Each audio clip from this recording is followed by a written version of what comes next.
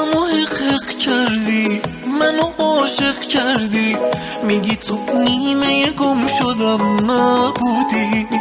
کی دنیاشو به اسمت کرده، کی طلسمت کرده، مگه تو فرشته خودم نبودی؟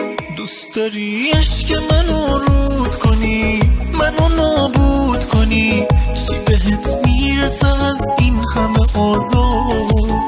چی بهت میرسه مغرور بشی